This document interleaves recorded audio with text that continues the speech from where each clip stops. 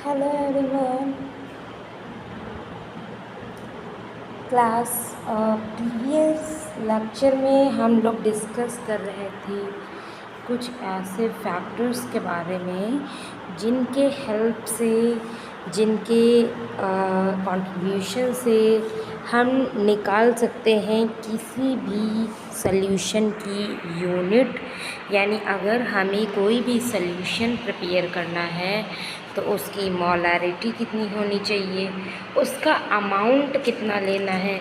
और for example हमें self prepare करना है, हमारे पास किसी और कंसंट्रेशन का सॉल्यूशन अवेलेबल है और हमें किसी दूसरी कंसंट्रेशन का सॉल्यूशन बनाना है, तो कौन से वो फार्मूलाज हैं जिनके हेल्प से हम लेबोरेटरी में सॉल्यूशंस को प्रिपेयर कर सकते हैं as we want the quantity and the concentration. ठीक है, यानी अपने अकॉर्डिंग हम कंसंट्रेशंस को चेंज कर सकते हैं। हम किसी भी कंसंट्रेटेड सॉल्यूशन का अमाउंट खुद से चेंज कर सकते हैं as we want in our laboratory. ठीक है, जिसमें मैंने आपको बताया था कि मेनली जो फैक्टर्स होते हैं जो यूज़ किए जाते हैं उसमें हम लोगों ने डिस्कस किया था मोलारिटी के बारे में, परसेंटेज कैसे निकालते हैं परसेंटेज सॉल्यूशन का, नॉर्मेलिटी के बारे में डिस्कस कर लिया था। और इसके बाद नेक्स्ट जो हमें पढ़ना था सॉल्यूशन निकालने के लिए वो था मोलालिटी, और मैंने आपको बताया था कि मोलालिटी मैं नेक्स्ट क्लास में डिस्कस करूँगी। तो यहाँ पर जो हमारा आज का टॉपिक होने वाला है वो है मोलालिटी। ठीक है, इसको हम लोग डिस्कस करेंगे आज की क्लास में। तो सबसे पहले क्लास मोलालिटी का इंट्रो हम देखते हैं कि मोलालिटी क्या है। ठीक है, अब क्योंकि मोलालिटी में मोल वर्ड आ रहा है, मीन्स कि यहाँ पर जो भी हम सॉल्यूट लेंगे उसका मेज़रमेंट हमको मोल्स में करना है, ना कि केजीज़ में या फिर उसके ग्राम्स में करना है। ऐसा नहीं करना है, मोल्स में उसका मेज़रमेंट करेंगे। That's why the name is called molality. अब जो मोलालिटी हमको मोल्स हम लेंगे सॉल्यूट के, उसको जिस सॉल्वेंट में हमको मिक्स करना है, जो सॉल्वेंट रहेगा हमारा, उसका मेज़रमेंट हमको पर केजी के अकॉर्डिंग लेना है। यानी 1 केजी सॉल्वेंट के अंदर कितना मोल्स ऑफ सॉल्यूट प्रेजेंट है, इसका ही मेज़रमेंट करने को मोलालिटी बोला जाता है। ठीक है, तो अगर बहुत ही ज़्यादा आपको डाइल्यूट सॉल्यूशन है तो उसका जो सॉल्वेंट है वो वाटर है, तो उसमें मोलारिटी और मोलालिटी के बीच ज़्यादा डिफरेंस नहीं रखा जाता है। ठीक है, ऐसा क्यों है? ऐसा इसलिए है कि ज़्यादा हम डिफरेंस नहीं रख रहे हैं बिकॉज़ 1 केजी में और 1 लीटर में उतना डिफरेंस नहीं होता है। लगभग 1 किलो और 1 लीटर सेम होते हैं। ऐसा क्यों? क्योंकि देखिए मोलारिटी में हम क्या ले रहे थे, मोल्स पर 1 लीटर सॉल्वेंट, यानी 1 लीटर के सॉल्वेंट में कितने मोल्स प्रेजेंट हैं इसको देखना। और मोलालिटी में क्या देख रहे हैं हम, 1 केजी में कितने मोल्स सॉल्यूट देखे जा रहे हैं, तो इसको यहाँ पर हम रख रहे हैं। तो इसलिए अगर बहुत ही ज़्यादा डाइल्यूट सॉल्यूशन है तो हम इसको नेग्लिजिबल रखेंगे। हम अगर मोलालिटी निकाल लिए हैं तो हमको मोलालिटी निकालने की ज़रूरत नहीं है। बट ये अगर डेंस है या कंसंट्रेटेड सॉल्यूशन है तो वहाँ पर हम डिफ़र करेंगे, मोलालिटी अलग हमें निकालनी ही पड़ेगी। ठीक है, क्योंकि थोड़ा सा डिफरेंस 1 केजी और 1 लीटर में देखने को मिलता है। ठीक है, क्योंकि वहाँ पर जो मोलारिटी है और मोलालिटी है दोनों अलग अलग होंगे। ठीक है, इसको एक एग्जाम्पल्स के थ्रू हम लोग समझते हैं कि अगर आपको एक मोलल सॉल्यूशन बनाना है, यानी मोलालिटी उसकी हमको देखनी है, तो मोलल सॉल्यूशन बनाने के लिए पहले तो हमें मोल्स निकालने पड़ेंगे, जो कि हम कैसे निकाल रहे थे, किसी भी चीज़ का atomic weight, atomic number and उसकी वैलेंसी को देखते हुए फिर हम उसको 1 kg के सॉल्यूट में घोलेंगे। ठीक है, इस तरीके से हमारा निकल आता है मोलालिटी। यहाँ पर एग्ज़ाम्पल के लिए दिया गया है कि CaCl2 का हमें अगर निकालना हो, ठीक है, तो CaCl2 का 1 मोलल सॉल्यूशन अगर निकालना होगा तो हमें 1000 ग्राम यानी कि 1 kg में 50 ग्राम्स CaCl2 घोलना होगा, मिक्स करना होगा। ठीक है, अब ज़्यादातर जो 1000 ग्राम होता है वो 628.93 यानी अप्रॉक्सीमेटली 629 ml के बराबर होता है। तो अगर हमें 1 मोलल सॉल्यूशन बनाना है तो हमको 50 ग्राम 1000 ml वाटर में डालना पड़ेगा, और अगर वही मोलालिटी में बनाना है तो हमको 1000 ग्राम में मिक्स करना पड़ेगा 50 ग्राम CaCl2। ठीक है, क्योंकि 1 लीटर और 1 kg थोड़ा सा डिफरेंस दिखाते हैं। एक चीज़ मैंने और आपको बताई थी वहाँ पर कि मोलारिटी एंड नॉर्मेलिटी ये सब टेम्परेचर डिपेंडेंट होते हैं, यानी कि टेम्परेचर बढ़ने पर इनके कंसंट्रेशन में फ़र्क आ सकता है, टेम्परेचर घटने पे भी आ सकता है, लेकिन यहाँ पर ऐसा बिल्कुल भी नहीं है। जो मोलालिटी है वो टेम्परेचर इंडिपेंडेंट है, इसको टेम्परेचर से ज़्यादा फ़र्क नहीं पड़ता है। ठीक है, फिर हम लोग बात करते हैं पार्ट्स पर मिलियन की। जैसे हम लोगों ने molarity, normality, percentage and molality पढ़ा, उसी तरीके से पार्ट्स पर मिलियन भी एक यूनिट है, मेज़रमेंट करने का एक तरीका है। पार्ट्स पर मिलियन या ppm इसको बोलते हैं। कब यूज़ किया जाता है? When very small concentration of solute mix किए जाए, यानी बहुत कम सॉल्यूट हम ढेर सारे सॉल्यूशन में डालें, सॉल्वेंट में डालें, तो क्या देखेंगे इसके अंदर? Number of units of mass, किसी भी सब्सटेंस का जो उसके मास है उसके यूनिट कितने हैं, उस नंबर को हम इसमें काउंट करते हैं टोटल मास में। ठीक है, तो कंसंट्रेशन को मीज़र कर रहा है, क्योंकि बाकी सारे भी कंसंट्रेशन को ही मीज़र करते हैं, लेकिन बाकी सब क्या करते हैं, वो किसी ना किसी सॉल्यूशन यानी लिक्विड में देखते हैं। और ये जो पार्ट्स पर मिलियन है ये सॉइल्स में या किसी सेडिमेंट्स में यानी सॉलिड चीज़ों में देखेगा। ये चीज़ याद रखना कि पार्ट्स पर मिलियन जो होता है ppm वो हमेशा सॉलिड्स में दिखाता है चीज़ों को, ना कि लिक्विड में, अपार्ट फ्रॉम मोलारिटी, नॉर्मेलिटी। ठीक है, तो इसका तो एक ये हो गया। फिर कैसे इसको मेज़र करेंगे? जैसे वहाँ पर हम किसी में पर kg देख रहे थे, किसी में हम पर लीटर, किसी में पर ग्राम, ऐसे। तो यहाँ पर 1 ppm का मतलब होगा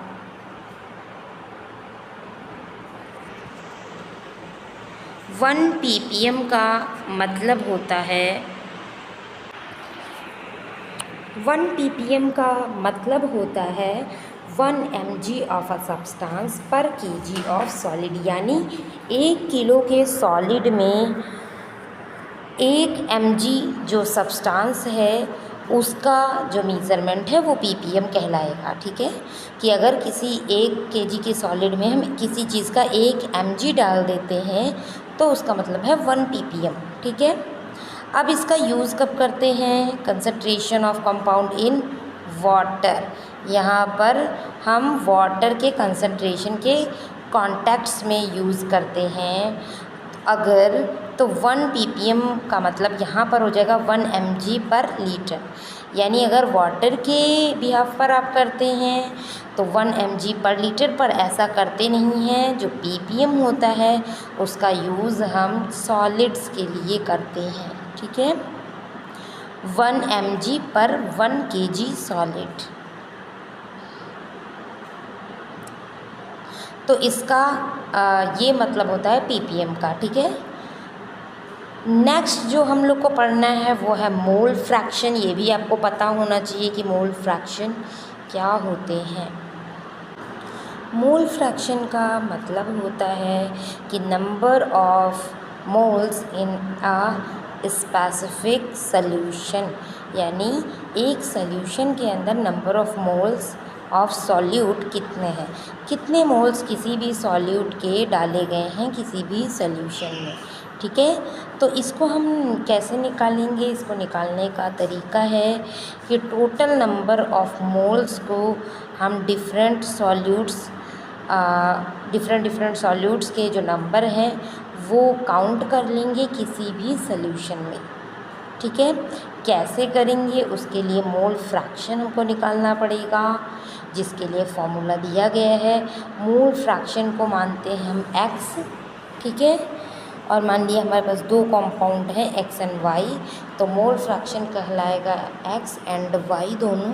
तो is equal two moles of x upon moles x plus y, यानी दोनों को जोड़ देंगे, दोनों के मोल्स को, उसको हम डिवाइड किससे करेंगे? x में कितने मोल्स हैं इसको निकाल लेंगे। इसी तरह मान लो हमको y का निकालना हो तो moles of y is equal two moles of y by moles of x plus y, यानी दोनों को जोड़कर। तो ये निकालने का किसी भी मिक्सचर में अगर है तो इसको निकालने का ये तरीका होता है। नेक्स्ट टॉपिक जो हम लोगों को पढ़ना है वो है आयोनाइजेशन ऑफ वाटर। ठीक है, आयोनाइजेशन ऑफ वाटर क्या होता है, इसकी नीड क्या है? कि देखिए, जब भी आप डिफरेंट टाइप्स के सॉल्यूशन बनाएंगे लेबोरेटरी में, क्योंकि क्लिनिकल लेबोरेटरी में मेनली जो काम आते हैं वो रिएजेंट्स एंड सॉल्यूशन ही काम आते हैं, क्योंकि उसका नाम ही है क्लिनिकल बायोकेमिस्ट्री। तो क्लिनिकल टेस्ट परफॉर्म करेंगे। यहाँ पर कोई ऐसा तो नहीं है कि हम किसी चीज़ की माइक्रोस्कोपी कर रहे हैं या हम कोई मैनुअली टेस्ट परफॉर्म कर रहे हैं, ऐसा नहीं है। तो हमें यहाँ रिएजेंट, उनके सॉल्यूशन प्रिपरेशन, ये सारी चीज़ें हमको आनी ही चाहिए। और दूसरी चीज़ है ये कि ionisation of water is very important, क्योंकि लैबोरेटरी में जो हम वाटर यूज़ करते हैं वो ज़्यादातर आयोनाइज्ड वाटर ही यूज़ करते हैं। तो उसका आयोनाइजेशन कैसे होता है ये आपको पता होना चाहिए। तो सबसे पहले देखेंगे आयोनाइजेशन ऑफ वाटर क्या होता है। Water has the tendency to weakly ionise the hydrogen ions. ठीक है, वाटर का स्ट्रक्चर हम लोगों ने प्रीवियस क्लासेस में देखा ही है, मैंने आपको एक्सप्लेन ही किया है। तो वाटर की जो टेंडेंसी है वो क्या करती है कि हाइड्रोजन आयन्स को वो वीकली आयनाइज कर देती है, और जो हाइड्रोक्सिल आयन्स हैं उनकी भी, यानी इन दोनों को ये वीकली आयोनाइज करेगा, यानी बहुत ही ज़्यादा स्ट्रांगली नहीं करेगा, थोड़ा बहुत आयोनाइज कर देगा। ठीक है, तो और ये करेगा क्या? इससे क्या होगा कि जो आपके आयोनाइजेशन है वो अकर हो सकता है जल्दी। वाटर की ये टेंडेंसी है कि वो आयोनाइजेशन हाइड्रोजन का और हाइड्रोक्सिल दोनों आयन्स को वो आयोनाइज करने की कैपेबिलिटी रखता है। इसके लिए यहाँ पर एक रिएक्शन भी दी गई है, रिएक्शन आपको दिख रही होगी H2O, जो कि हाइड्रोजन प्लस हाइड्रोक्सिल आयन को आयोनाइज कर सकता है और फिर से दोबारा से भी वो वाटर बन सकता है। ठीक है,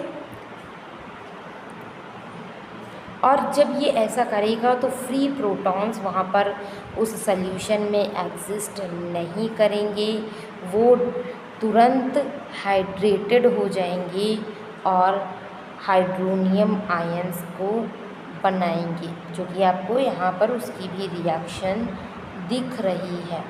ठीक है, तो ये इक्विलिब्रियम फॉर्म हो जाती है आयोनाइज्ड वाटर की। आपको बताया गया था कि ये जो है आयोनाइज करता है बट वीकली करता है, मैंने अभी बताया था। तो यहाँ पर जो डिग्री ऑफ आयोनाइजेशन है वाटर की वो बहुत कम है, बहुत स्मॉल है। 25 डिग्री सेल्सियस पे यानी रूम टेम्परेचर पर ये एवरी 10 मॉलिक्यूल 10⁻⁹ मॉलिक्यूल्स को प्योर वाटर में ही सिर्फ आयोनाइज कर सकता है। इतनी अगर है उनमें से सिर्फ 2 को आयोनाइज कर सकता है। कितनी भी अगर वो जल्दी करे तो इसकी वाटर की जो आयोनाइजेशन पावर है वो बहुत कम है। प्लस ये टेम्परेचर डिपेंडेंट भी है, यानी एक स्पेसिफिक टेम्परेचर पर ये 25 डिग्री आयोनाइज करता है। ठीक है, और जिसमें से 2 को ही ये कर पाता है अगर 10⁹ है तो, जो कि 10⁹ बहुत ज़्यादा मॉलिक्यूल्स होंगे। ठीक है, तो ये बहुत ही कम करता है, कम करता है, बट क्योंकि ये करता है आयोनाइज वाटर का यूज़ हम लेबोरेटरी में यूज़ करते हैं। नेक्स्ट जो हम लोगों को टॉपिक पढ़ना है विच इज़ अबाउट पीएच।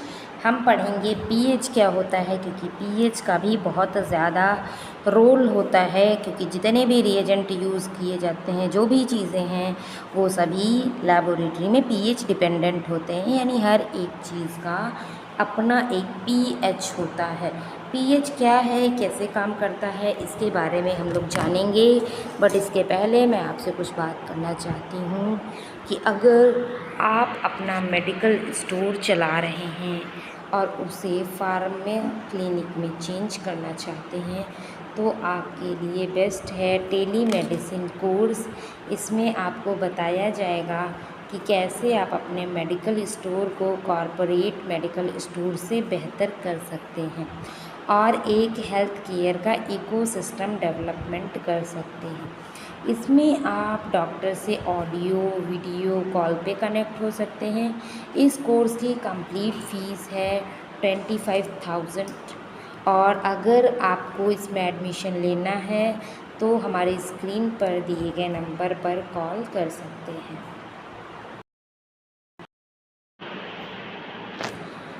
तो पीएच के बारे में हम लोग डिस्कस कर रहे थे, तो मैं आपको बता दूं कि पीएच को हम लोग मेज़र करते हैं किसी भी सॉल्यूशन की, किसी भी चीज़ की एसिडिटी एंड एल्कलिनिटी को देखने के लिए, यानी वो जो सॉल्यूशन है वो एसिडिक नेचर का है या फिर बेसिक नेचर का है, किस नेचर का है, इसको देखने के लिए पीएच स्केल की ज़रूरत होती है। पीएच को अगर हम बात करें उसके फॉर्मूला की, तो उसका जो फॉर्मूला होता है वो होता है pH = log/H+ आयन, या फिर अगर हमें उसको ऊपर लेकर आना है हाइड्रोजन आयन को तो -log_H+ आयन। ठीक है, इसका मेज़रमेंट हम pH के अकॉर्डिंग करते हैं। ठीक है, और pH को अगर वो नेगेटिव लॉगरिदम में है तो हम P से उसका सिंबल डिक्टेट करते हैं। ठीक है, तो कंसंट्रेशन ऑफ H+ आयन हम देखते हैं pH में। इसी तरह से POH भी होता है। POH नेगेटिव लॉगरिदम को डिफ़ाइन करता है। ठीक है, तो pH एंड POH दोनों हम लोग मेज़र करते हैं किसी भी सॉल्यूशन के एसिडिटी एंड एल्कलिनिटी के रिप्रेजेंटेशन के लिए। ठीक है, उसके बाद बात कर लेंगे कि किस तरह से उसकी स्केल दी हुई होती है। स्केल इसकी रहती है वो 14 तक उसका नेम लेबलिंग की हुई होती है, यानी 1 to 14, और जिसका न्यूट्रल पॉइंट होता है 7। ठीक है, 7 किसी भी पीएच का न्यूट्रल पॉइंट होता है, यानी कि अगर किसी सॉल्यूशन का, किसी सॉल्यूट का जो पीएच है वो 7 से कम है, इसका मतलब कि वो सॉल्यूशन एसिडिक है।